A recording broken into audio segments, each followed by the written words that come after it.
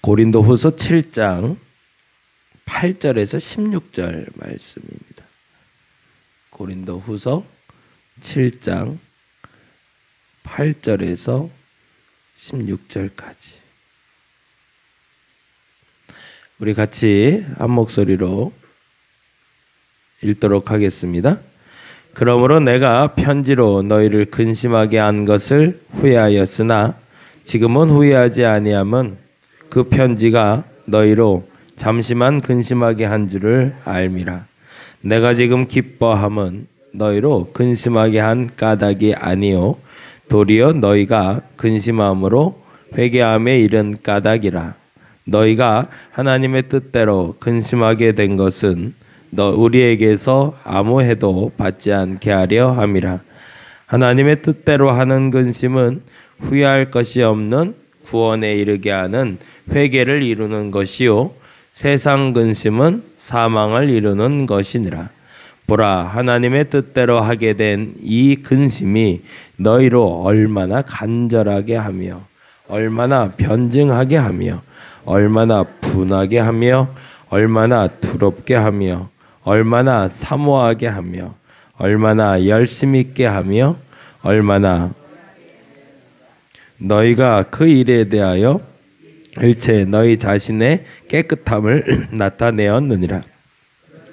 내가 너희에게 쓴 것은 그 불의를 행한 자를 위한 것도 아니요 그 불의를 당한 자를 위한 것도 아니요 오직 우리를 위한 너희의 간절함이 앞에서 너희에게 하려 함이로다.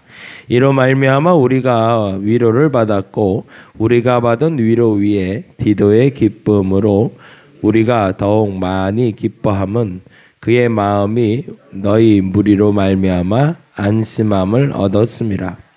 내가 그에게 너희를 위하여 자랑한 것이 있더라도 부끄럽지 아니하니 우리가 너희에게 이른 말이 다 참된 것 같이 디도 앞에서 우리가 자랑한 것도 참되게 되었도다. 그가 너희 모든 사람들이 두려움과 떨므로 자기를 영접하여 순종한 것을 생각하고 너희를 향하여 그의 심정이 더욱 깊었으니 내가 범사에 너희를 신뢰하게 된 것을 기뻐하노라. 아멘. 아멘. 고린도후서를 보기 위해서 배경이 되는 그 성경이 있는데요. 그 부분을 좀 한번 보고 고린도후서 2장 그리고 7장 이렇게 보면 좋겠다라는 생각이 들어요. 사도행전 20장인데요. 사도행전 19장 20장이 사실은 이 고린도후서의 배경이 되는 부분입니다. 그래서 그 부분 잠깐 좀 보고요. 그리고 같이 이야기 좀 나눴으면 좋겠습니다. 고린도후서를 보기 위해서 사도행전 19장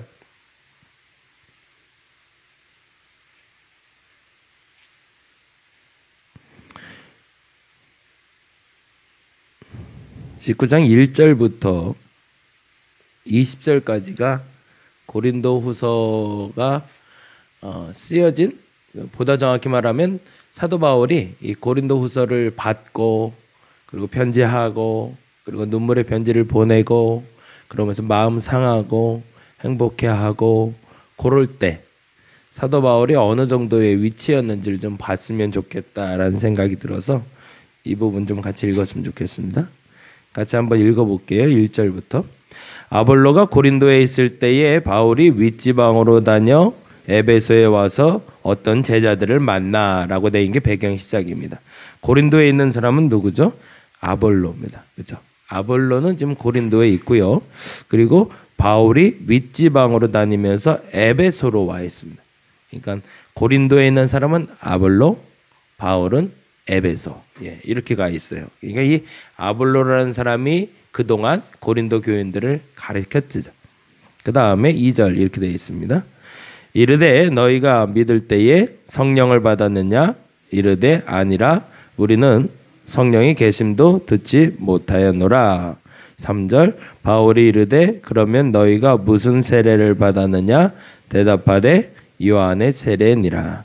4절 바울이 이르되 요한이 회개의 세례를 베풀며 백성에게 말하되 내 뒤에 오시는 이를 믿으라 하였으니 이는 곧 예수라 하거늘 그들이 듣고 주 예수의 이름으로 세례를 받으니 바울이 그들에게 안수하며 성령이 그들에게 임하심으로 방언도 하고 예언도 하고 모두 12사람쯤 되니라 라고 되어 있습니다. 그러니까 교회가 시작될 준비가 똑같은 패턴으로 일어나고 있는 거죠. 이 에베소라는 장소를 제가 지금 여러분에게 다시 한번 말씀드리는 이유는 바울에게서 아주 특별한 은혜가 있는 장소이기 때문에 그렇습니다. 지금까지 사도 바울이 경험한 거는요, 1차 선교 여행 때 지난번에 말한 대로 수동적이었습니다. 바나바를 쫓아다니면서 바나바의 뒤에서 예수께서 어떻게 역사하신지를 표면적으로 그리고 자기가 내면적으로도 경험할 수 있는 계기가 된 것이 1차 선교 여행이었다면, 그리고 나도 모르게 내 안에서 나타나는 그 성령의 역사로 말미암아 본인도 깜짝깜짝 놀라는 그러한 현상이, 그러니까 나에 대해서 사람들이 얘기할 때 제발 이렇게 하지 마라, 내가 그렇게 대단한 사람이 아니다 라고 이제 자꾸 뒤로 물러날 때가 1차였다면 2차 때는 어라 이런 게 맞겠다 저런 게 맞겠다가 정립되던 시기입니다. 그러니까 사람이 언제 그 사람을 만났냐에 따라서 그 사람에 대해서 기억되는 게 다르고 깊이가 다르겠죠. 저를 전도사 때 만난 사람과 저를 부교육자 할 때 만난 사람과 지금 이 자리에 있을 때 만난 사람이 아마 느낌이 다를 겁니다. 그게 좋게 말하면 내가 변해 있는 저를 만나게 되는 거고, 조금 더 좋게 나가면 전도사 때의 양홍석보다 부목사 때의 양홍석보다 지금 여기 다리목교회에서 목회하는 저를 만났을 때 조금 더 성숙해 있는 저를 보게 될 거라는 거죠. 앞서 말한 대로 사도 바울을 1차 때 만났던 바나바와 바울의 관계에서의 바울과 2차 선교행을 하고 다녔던 바울을 만났던 고린도 교인들이 만났던 바울과 지금 에베소에 있는 바울이 다르다는 얘기입니다. 깊이가 달라졌다는 얘기예요. 그리고 나서 아까 말한 대로 성령을 너희들이 아느냐, 예수를 아느냐라고 말할 때 이제는 주께서 어떤 분이신지를 명확히 설명할 수 있는 바울로 바뀌어 있는 겁니다. 이게 굉장히 중요해요. 여러분이 신앙생활을 하면서 지금 계속 성장해 가고 있단 말이에요, 우리는. 근데 처음에 내가 말하고 다녔던 예수의 모습과 지금 말하는 예수의 모습이 확연하게 다를 수 있다라는 겁니다. 표면적으로 알았던 예수와 남에게 들었던 예수를 전하고 다닐 때와 그리고 지금 정리된 예수 그리스도에 대해서 말할 때는 능력 자체가 다르다는 겁니다. 과거에는 나도 모르게 역사하시는 하나님을 만났다면 이제는 내 안에 주께서 어떻게 역사하신지를 알기 때문에 내가 나를 컨트롤할 수가 있고, 그리고 나로 말미암아 나타나는 현상에 대해서 내가 당당해질 수 있다는 얘기입니다. 그 상태에 이른 게 바로 요 에베소였습니다. 그러니까 너희가 믿을 때 성령을 받았느냐라고 말하면서 바울이 순서적으로 얘기하고 있습니다. 성령의 역사에 대해서 이야기하면서 그 기적이 나타나는 것을 집중해서 얘기하지 않고 있다는 얘기입니다. 통상적으로 부흥회를 가서 들을 때 원래는 레파토리가 있어요. 이게 비밀 아니면 비밀인데, 부흥회 할 때 그 주제를 가지고 설교를 이제 옛날에 이제 부흥사 하시는 목사님 통해서 얘기했는데, 제일 먼저 해야 되는 건 축복. 잘 될 거야, 잘 될 거야. 그래야 사람들이 다음 날 온대요. 잘 된다는 얘기 안 해주면 다음 날 안 온대요. 근데 잘 될 거야 얘기한 다음에 그 다음 날은 회개. 근데 니들이 잘 안 되는 이유가 있어, 우리가 잘 안 되는 이유가 있어를 얘기를 꼭 해주래요. 그리고 예수 그리스도를 만나게 하고 그 다음에 성령 세례, 이렇게 세 가지 패턴으로 꼭 얘기를 하라고 저한테 얘기해 주신 적이 있습니다. 잘 되는 거에 대해서는 알고 있지만 그 이유가 예수라는 걸 아는 게 더 중요하고, 예수로 말미암아 성령의 역사하심을 경험하는 것이 매우 중요합니다. 사도 바울이 그걸 알고 있어서 너희가 믿을 때 성령을 받았느냐? 그런다 그 성령을 주시는 분이 바로 예수 그리스도다 라는 걸 얘기하고 있는 거죠. 병이 낫기를 원하는 사람들이 있습니다. 문제 해결이 되기를 원하는 사람들이 있습니다. 그러나 더 중요한 것은 병을 낫기 위해서 예수를 믿는 것이 아니다라는 거죠. 병이 낫는 것을 통해서 예수를 알아가는 것이 더 중요하다. 그것을 강조하고 병이 나아야지 그거 없이 병이 났을 땐 이도 저도 아닌 것이 되기 때문에 이 기준에 대해서 여러분이 더 명확해지시길 바랍니다. 사도 바울이 그 말을 하고 12명의 제자가 생깁니다. 그리고 나서 이런 일이 벌어지는데요. 11절 말씀 보겠습니다. 11절 말씀. 10절부터 볼까요? 사도행전 19장 10절부터 같이 한번 읽어보겠습니다. 읽겠습니다. 2해 동안 이같이 하니 아시아에 사는 자는 유대인이나 헬라인이나 다 주의 말씀을 듣더라. 하나님이 바울의 손으로 놀라운 능력을 행하게 하시니 어느 정도죠? 심지어 사람들이 바울의 몸에서 손수건이나 앞치마를 가져다가 병든 사람에게 얹으면 그 병이 떠나고 악귀가 나가더라 라고 말하고 있습니다. 바울의 최절정기에 이른 때가 바로 이 에베소였던 겁니다. 그래서 그의 몸에서 심지어 손수건을 가지고 가고 그의 몸에서 앞치마를 가져다가 병든 사람에게만 얹어도 병이 날 정도로 어마어마한 역사가 나타날 때가 사도 바울의 지금 에베소 사건입니다. 근데 20장 보겠습니다. 사도행전 20장. 사도행전 20장 1절 같이 한번 읽어봅니다. 소요가 그침에 바울은 제자들을 불러 권한 후에 작별하고 떠나 마게도냐로 가라. 여기 이제 지방 이름을 여러분이 동그라미를 좀 해놓으세요. 소요가 그치고 어디서 떠난 거냐면 에베소에서 떠난 겁니다. 그래서 바울이 제자들과 작별하고 간 것이 마게도냐인데 5절 말씀 보겠습니다. 5절 말씀 20장 5절 읽겠습니다. 그들은 먼저 가서 드로아에서 우리를 기다리더다 되어 있습니다. 그럼 무슨 말이에요? 마게도냐를 거쳐서 사도 바울이 가려고 하는 자리가 어디라는 얘기죠? 드로아라는 거죠. 근데 이 부분에 대해서 고린도 후서 2장에 이렇게 이야기하고 있습니다. 이제 고린도 후서로 갈게요. 2장 말씀.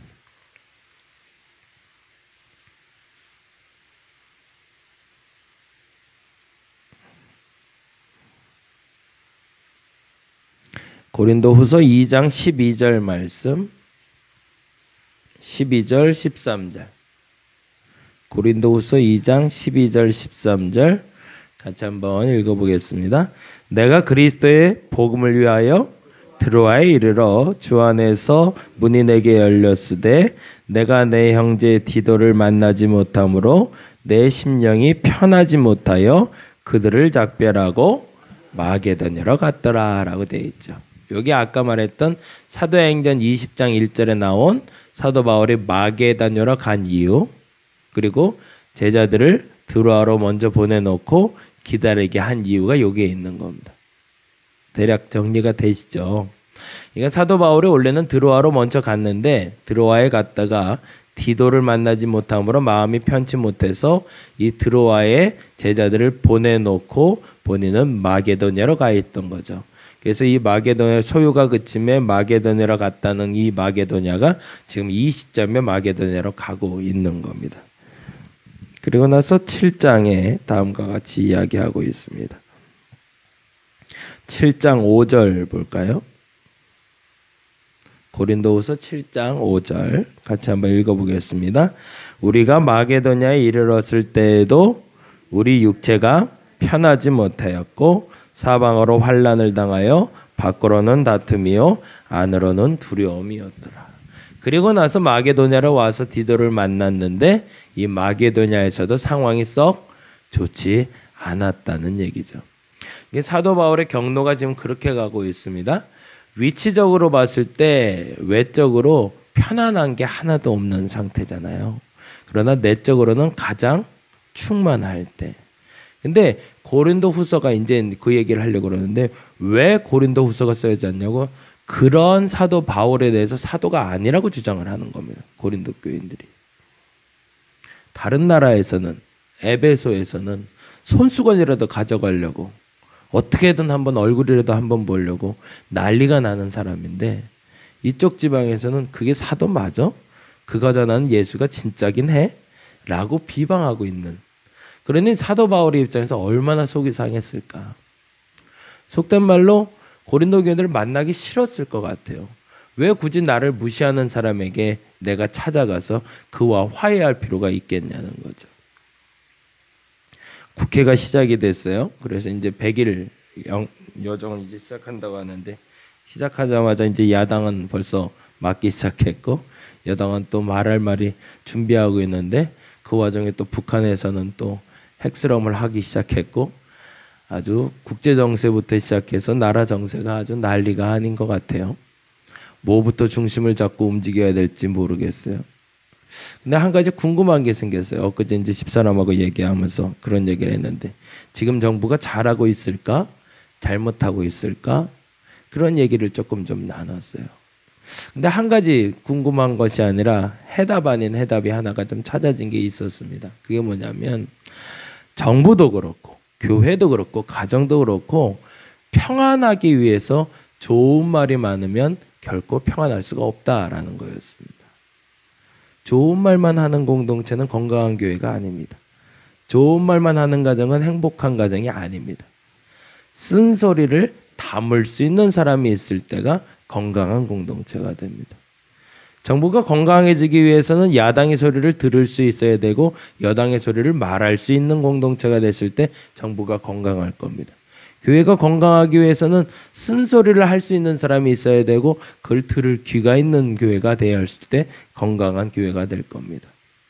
사도 바울이 고린도 교회에 원했던 것이 거기에 있었습니다. 쓴소리를 했을 때 너희가 귀담을 수 있겠는가라는 질문이었습니다. 그리고 그에 대한 대답으로 다음과 같이 이야기하고 있는데요. 11절 말씀 한번 보겠습니다. 11절 말씀 같이 한번 읽어봅니다. 보라, 하나님의 뜻대로 하게 된 이 근심이 너희로 얼마나 간절하게 하며 얼마나 변증하게 하며 얼마나 분하게 하며 얼마나 두렵게 하며 얼마나 사모하게 하며 얼마나 열심 있게 하며 얼마나 벌하게 하였는가. 너희가 그 일에 대하여 일체 너희 자신의 깨끗함을 나타내었느니라. 누군가 여러분에게 쓴소리를 할 때 이렇게 반응할 수 있기를 간절히 바랍니다. 그 소리를 들으면 간절해지고요. 그 소리를 들으면 화가 나고요.